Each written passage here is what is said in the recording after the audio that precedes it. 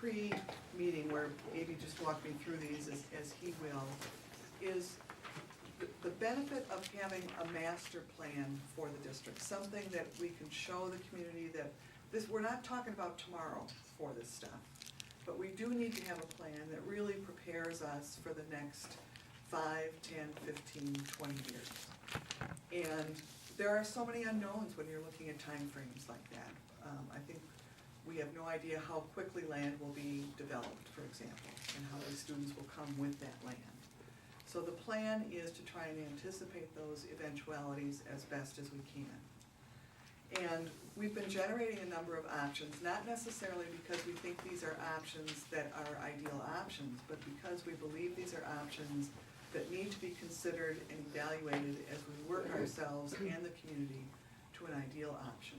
So I hope as we listen to these options and conduct our discussion today, we can think to kind of what our next step is in terms of presenting, if you will, a philosophy of a master plan for the community to react to, that we can then refine even further from what we start developing here today. So I hope that that's a focus for this meeting that will make sense to all of you. And with that, I'll turn it over to Amy. Thank you. Just to preface, since we've got some new faces from me, we have an 8-step study process, and very quickly it starts out with an existing facility survey that was conducted by Steve Kiefer, one of my architects, Adrian Langus, Joe Francis, and some engineers. That's one of the foundations we lay down, is get a sense of what are the building assets and liabilities for each of the buildings in the district. The second piece in the study is an educational spatial part. And with that, we analyze all the spaces, take benefit of the information provided through the Applied Population Lab's population study, and then what that does gives us a sense of the assets and liabilities educationally. Along with a staff survey, it gives us an overview of what might be working, not working, what are some of the pressure points. Just like many districts, you have capital renewal needs, not maintenance, but capital renewal, where boilers and other equipment will eventually fail. We need to track them and take a look to see at what point that might come to critical mass. The second, or the third piece rather, in this process is the review of options. This is in fact a narrative review, and once we've gone through these and you as a group give us some direction and a single option or maybe 2 options are chosen from there, we then go to concept development and generate some rudimentary graphic plans which further take the budgets that you see here and refine them so that we have a schedule and a budget to move forward. It's very important, as Heidi mentioned, that these numbers are comparative to each other. They're a bit inflated, admittedly, because they're project dollars. They're not just construction dollars. They're dollars that include various things such as fees and permitting and that sort of thing, and they're not just construction. Secondly, we see the bidding climate vacillating greatly. We just had a bid that came in about 5% under budget for Walworth County Lakeland School this week. We like to make sure that we get our arms around the risk and make sure that all those factors are there so that you're not over budget. I can tell you, based on the bids that we received, that the numbers we have here are in fact stronger numbers, but they're comparative from one option to the next, and that's really what matters here. So it's important to note that we can't just assume that option 1, for instance, is going to be what we say it is here, but rather option 1 is compared to option 2, 3, all the way down to option 9. And maybe I can just read very quickly the overview, and then we can get right into the options. This says the section analyzes different viable building options and approaches based on the existing facility surveys and educational space needs. From this analysis, concept plans of selected options are provided. It's necessary to provide these in order to create the cost ranges. And these ranges right now are $2,007 for construction plus related project costs. Site acquisition and land costs are not included in any of these, nor are operational or staffing expenses addressed as part of this study, and as well as abatement of hazardous materials. Now, at the end of the day, might an option be able to be done with these dollars, with all of those? It might be, but we haven't thought about them in our thinking, and we're using some broad brush numbers, if you will. Option 1 in this broad-based thinking was intended on building a new middle school of grades 6 through 8 to replace J.C. McKenna. Using the Applied Population Lab study, We took grades 6 through 8, and that's method number 5, which the district asked us to use, and as I recall, Heidi, that is a mid-range approach. It's neither aggressive nor overly conservative, it's in the middle. And we said then, therefore, that's 504 students. We took that, multiplied it by 160 gross square feet per student, which are some of the normative values we use throughout the study. It's a DPI number. There are different numbers for elementary versus middle school versus high school, and you'll see these momentarily. We came up therefore with an approximate middle school of 80,000 some square feet. We then multiplied it by this $175 per square foot budget. And as I mentioned, some of the bids just came in recently. That number is tracking significantly under that, but for the purposes of this exercise to be apples and apples, that gave us a theoretical number of about $14 million. We then said as part of this, okay, we've now taken care of the middle school. What of the Levi Leonard and Theodore Robinson intermediate schools? That ends up then with a population, again, 2016 of 1,039 students. The current capacity at the two schools today, as established by the way you teach and the way you have SAGE and so forth, is a total of 428 plus 403 for 831 capacity. So as we compare that 831, we have a 208 student deficiency, which occurs somewhere around 2014, year 2014, 2015. As such, we then take the 140 square feet per student and say approximately a 30,000 gross square foot addition will be required. This, once again, because it's an addition multiplied by the 175, gave us about a $5 million cost. We then went back and said, well, let's renovate extensively at $100 per square foot, and that's 144,000 square feet in those buildings, and came up with a $14 million number. Now, in the pre-meeting we had moments ago, Joe was telling us that in fact, Levi Leonard certainly has some issues, but Theodore Robinson is in fairly good shape. So that number likely will be significantly less than 14 million. But once again, because we're just comparing one option to the next at this juncture, we'll leave that as a placeholder and say, okay, that's what we've got. With a total budget estimate, therefore, of about $33 million when all of that is added. More than likely, this option will be somewhere in the mid to high 20s, but for now, that's what we have. What are the pros and cons? Well, the existing middle school has had some ADA accommodations made to it, but there are still some things that make it difficult for disabled persons to access. It meets the letter of the law, but in some cases, perhaps not quite the spirit of the law. The other concern is that the campus that we're in, of course, is short of space. There are some traffic problems, and so any scheme that adds space to this campus should be looked at very, very carefully. As we turn to... Can I ask a question on that? Yeah. When you talked about the disabled person's access to that, do you have any estimates that would come up with for what it would cost to get that up to par? We haven't looked at that carefully. We have the report. We'd have to go back and do the pricing. That's probably, well, in fact, that is what will happen during the budgeting phase. If one of the options is to say, what is, whether you keep the building or you repurpose it, what is the cost of bringing it up to further compliance than what you've already spent, we would then put together a detailed estimate whereby we'd have to take an inventory of thresholds indoors and ramps and other accommodations, toilet rooms, and then based on some of our formulas for that, come up with a detailed number. And what are we basing it on with it saying that it is difficult for disabled persons now to access? What's that Based on our observation. I took a tour of the building, and I was actually put in a wheelchair by your special education teacher, and she's absolutely right. You've got some ramps that are steeper than what they should be, and you've got some thresholds in a couple of places that are not on the primary accessible route that were never done. Again, remember the ADA accommodations, the way the rules are is that when you do a project, 20% of your budget has to be to take care of path of travel. It's not ever intended on being a totally invasive situation. The way the state code and the national codes work is that they expect that you're going to take a small bite out of it going forward. Most districts and most buildings are not, buildings of this vintage, 100% compliant unless someone made a conscious decision to come in and lock, stock, and barrel make the change.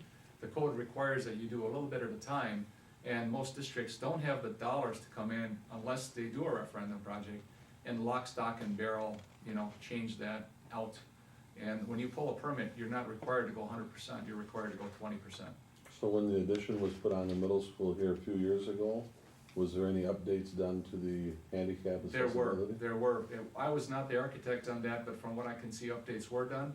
They are compliant, but again, they're not 100% comprehensive, so there are doors that are being used by those in wheelchairs and so forth that, for the sake of convenience, don't work out too well. When you think of where the two ramps are in that building, Art, my guess is, just from looking at them, is that they were made to smooth out the steps, because remember, there's a ramp and a step, and then the length of them was not calculated by ADA, because I don't even know if those were available at that point in time. It was, how long can it be before we run into the doorway? And so it's shorter than it should be, so that the incline is steeper.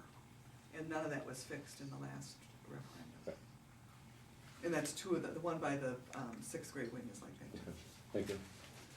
With option 2, it took the approach of saying, well, let's replace Levi Leonard and Theodore Robinson with two new grade K-5, 500 student schools. The calculations are similar. We took the 1,000 students times the 140 for a total of 140,000. Once again, times that formula of $175 per square foot, and then roughly $12.2 million at each school. And then cost of land not included. Let's see, renovate Levi Leonard and Theodore Robinson for use as a middle school. We said, let's take a look at the existing square footage and take what we need, but demolish the balance of it. And more than likely, that'd be the Levi Leonard side. And the costs of renovation and demolition are identified. And then we said, well, what if we repurpose J.C. McKenna? We came up with a number of, again, using a fairly robust number, about $9.8 million.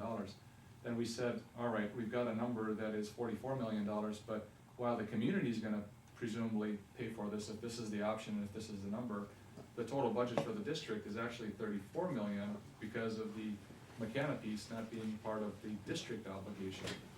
Of course, the sale of McKenna is not included in the calculation, nor is the cost of land. So there are some numbers that are not in here.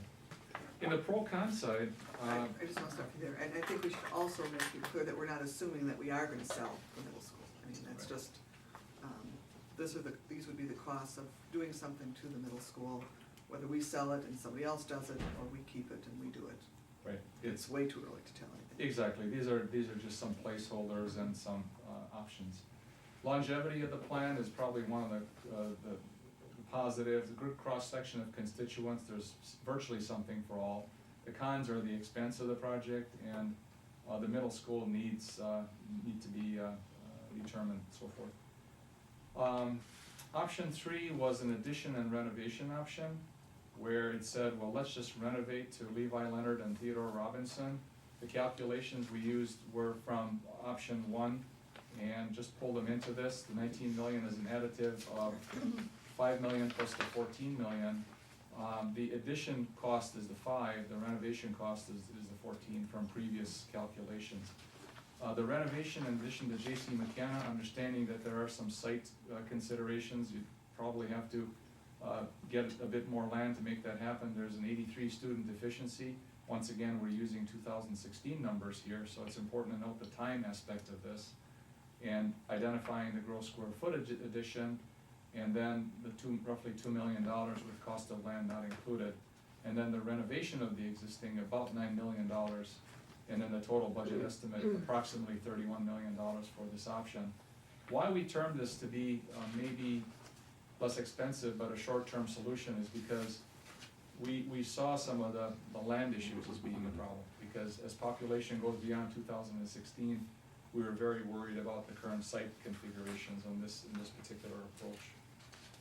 With option 4, we said, what if we mimic some of your present grade level configurations and build new schools at K2 and 3-5, and put together a calculation for that. We said, renovate Levi Leonard and Theodore Robinson for use as a middle school at about $14 million, and then repurpose the existing middle school again, which would be a community cost but not a district cost.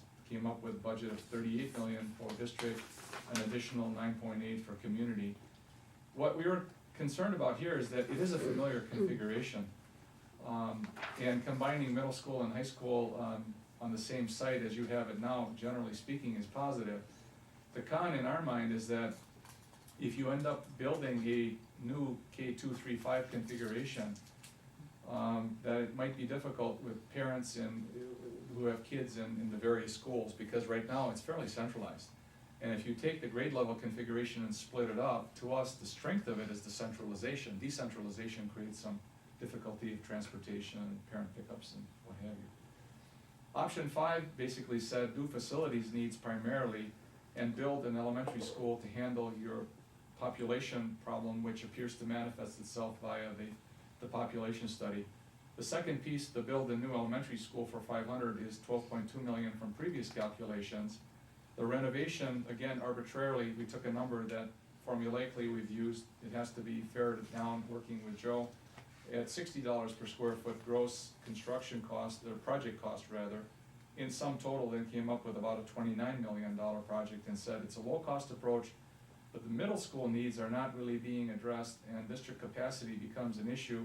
In 2016, you got a population of 1,055 in K5, and you have a capacity of 931. So somewhere this option does not reconcile the spatial needs, which will be an issue somewhere around 2014, 2016. Option 6 took the approach of building a single elementary school and renovating Levi Leonard, Theodore Robinson, and J.C. McKenna. And in sum total, that ended up being about $40 million. And we said the positive here is that it's a phased long-term approach. You start by building an elementary school and then attacking the other pieces. My concern, though, is that may not be sufficient enough if the growth is fast-paced, because at J.C. McKenna, you know, that addition, once again, is gonna be a bit difficult. And it uses existing schools, so remodeling is necessary. Remodelings can be extremely difficult sometimes if you don't have the swing space, so presumably the additions occur first and then the renovations, but it does create some issues in that regard. Option 7, I had it as somewhat of an incomplete option because I didn't have the whole story. Heidi corrected me to say that what this was intended on doing was to build a new elementary school, and then, as I recall now, Theodore Robinson would be renovated then to an elementary? A middle school, I'm sorry. So we changed that to a middle school space, and then repurposed McKenna. And Levi Leonard then would be demolished in this option? No, it stays as It is. stays as is, okay, we leave it as the Q2, okay. So we've gotta run a number for that. Right now, I didn't have all the numbers put together for this one. Option 8 was the last option we left off with last time, and then I added option 9 over the last several days. Option 8, we said, what if we move grade 8 to the high school and add space at the high school? The grade 8 population in 2016 is approximately 171 students. At the high school level, we need 220 gross square feet, so the addition is roughly 37,000 feet, times the dollar amount, about a $6.5 million project. And then renovate the remaining buildings, the total square footage, assuming, again, extensive renovation, and I realize that this will change. The grade K7 population in 2016 is 1372. Excuse me, current capacity is 1277, so there's about a 95 student deficiency. And then we said, well, what's the addition for that? And that'd be about $2.3 million at that K7 level. Total budget approximately $37 million. We feel that this option takes away from the high school longevity and capacity. And secondly, we felt that some parents may not like the 8th grade at the high school. I didn't list any pros, frankly, because this was sort of at the tail end of the last meeting and we hadn't really discussed it at length. The advantage, however, typically in something like this is that there's an enrichment that'll occur. If you take 8th graders and you move them to a high school environment, one aspect of it is the socialization and how well are you going to protect them, if you will, in that regard from a growth and so forth. However, they're going to have access to some high school amenities, so that's the pro. So there's a pro-con situation. Option 9 is very similar to an option that we're working with right now in another school district, and there's quite a bit of research to this. And I felt that it'd be a good idea to add it, because I thought in some respects it's fairly simple, but gives the district a tremendous amount of flexibility. We would suggest building a 5/8 intermediate school for 700 students, which would be the population in 2016 for the 5/8. And thereby it'd be approximately, give or take, a $19 million project without the land. And then renovate and add to Levi Leonard and Theodore Robinson, it currently has a capacity of 821. By 2016, I'd have to be up at 887, so I'd have a small addition of about $1.6 million. And then the renovation work would be about 14.9. Repurpose McKenna, the total budget would be $35 million without the repurposing of McKenna. Now, but if we step back for a moment, we were talking about this. Joe was saying that Theodore Robinson actually is in fairly good shape, and that potentially you could actually do the 5/8 school and take care of the spatial problem now, and wait with respect to down the road with respect to any renovations, and allow that to be a second effort somewhere 5-6 years down the road.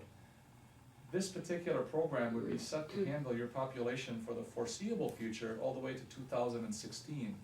What I like about it is a top-down approach. When you built your high school, you built a high school that every student in your district goes to. So there is something for all.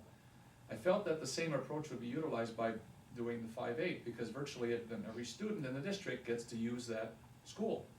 And in effect, it would be an equitable approach. And then all the students in the K4 would be in your present campus, again, having that safety gradient of a slightly diminished traffic problem, because you've got 180 less kids and so forth, and that gets compounded as you get up to 2016. So we felt that in this option, it renovates a little the K4 space, the EC K4 space, although again, we're hearing that maybe we don't have to quite do that or do that as aggressively. It takes a top-down approach. First you did the high school, then this middle school, if you will, or intermediate school. The renovations could be tailored or phased to delay expenses of population issues that are addressed, an equitable solution for K-8 students.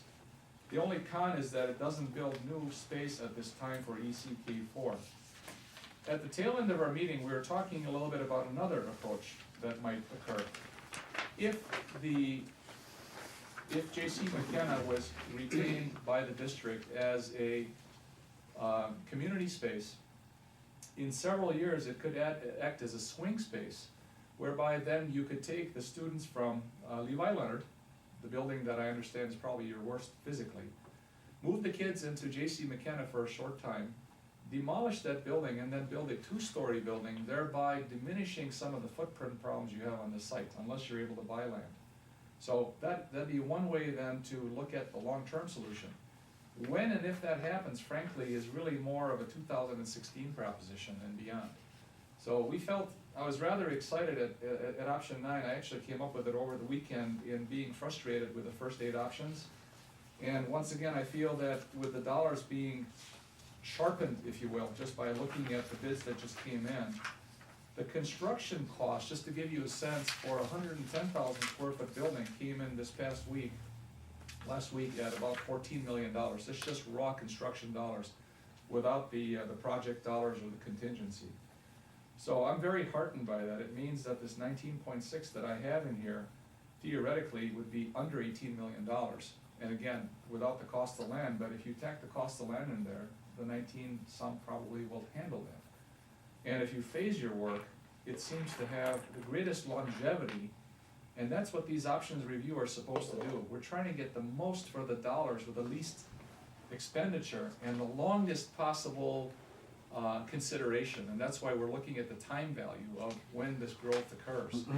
And that the population problem of this few children at the very end is really a 2014 problem. It's not a problem right now. So you have a problem right now in terms of the graph showing the population pressure, and I just felt that this option seemed to have the least dollars expended for the most effect and the most equitable solution across the board. That's essentially the options review. I'm sure you have a lot of questions, and apologize it took a while to explain it, but it gets rather involved because for every action there has to be all the other reactions in the rest of the process.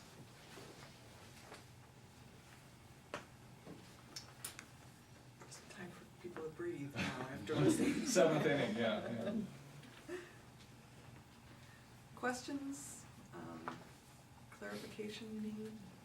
Let me understand your last option. Mhm. You would move the middle school to the intermediate building. Option 9, Option 9, Oh, build a brand new. build a brand new 5-8 school. you would do that first. You do that first. You would build a new 5-8, thereby taking the 5th graders out of the population mix to give you growth here at this campus, which is now a big issue pressure, as far as the pressure of the population. So it does two things. It takes care of some of the physical issues at J.C. McKenna, as well as the growth issues at J.C. McKenna. If J.C. McKenna was a perfect building physically, it still has spatial issues, or will have that very, very shortly. I mean, right now, the bar chart shows that we're actually past that capacity curve. And that study based on not only gross square feet, the study actually went into classroom by classroom, program, how you teach today. Do you have enough, rooms for science, math, English, etc.? And that's how it creates the analysis. High school, of course, is fine. It's got growth. You built into it when you built the building is appropriate. So then you would move the K-4 to the middle school at what point? Well, at some point in the future, if you chose to tear down Levi Leonard and to rebuild it, if you felt that Levi Leonard couldn't hang on, because we were talking about this mechanically, Theodore Robinson, it sounds like, has, with the exception of an air handler, very good mechanical systems. And the other thing that happens here is that, as we were saying, as everybody was walking in, by making the decision to divest yourself of J.C. McKenna and Levi Leonard, you can reappropriate dollars to the buildings that you as a community, if you choose to go with this option, to where they're warranted. So then Joe has the dollars then to put into Theodore Robinson, to perhaps to change your air handler, and maybe do it without referendum funding. There's a beauty in that, because if I know I'm going to shift my emphasis, because long-term, it's not a good investment to keep putting money into it. Let's shift our dollars, and what you do and not do is part of this master plan. That's why, what Heidi was setting the stage for. It's part and parcel of good decision-making, and let's just not put the dollars into it. So, and another piece I think that picks up on what you were asking about is that if the new middle school is built, 5, 7, 4 to 7 years, so if you start thinking about this as a timeline, so somewhere between 4 to 7 years. And then that creates some space here, because we've taken out 150, 170 kids. About 2012, 2014, then we say, does it make sense to put an addition on here to repurpose the middle school, move some kids over there so we can rebuild on Levi Leonard? Or has the growth in the district now gotten us to the point where we need to build a school out by the golf course for elementary? So it gives us some time to figure out what that next phase of the master plan Okay. is. Enormous flexibility to make a decision from any one of those options. Do you buy more land here to expand? Do you tear down and use McKenna as a swing space to bring the kids back into and build 2-story? Or do you in fact build another elementary school, depending on what's going on in the community at that time? But by then, the die will be cast. Right now, there's some ambiguity. It's hard to tell. So what's the surest step we can take now? So I think this buys you more time than going in with the other options. You're remodeling everything. What if we're wrong? Now we've wasted some dollars. That'd be terrible. Okay, thanks. You're welcome. That's clear. These projected growth studies that were done. Years ago, here in the last 5, 6, 7 years, we've had a lot of people moving into the district, a lot of new building permits issued, both in the city and the township, and now it's kind of steadied off.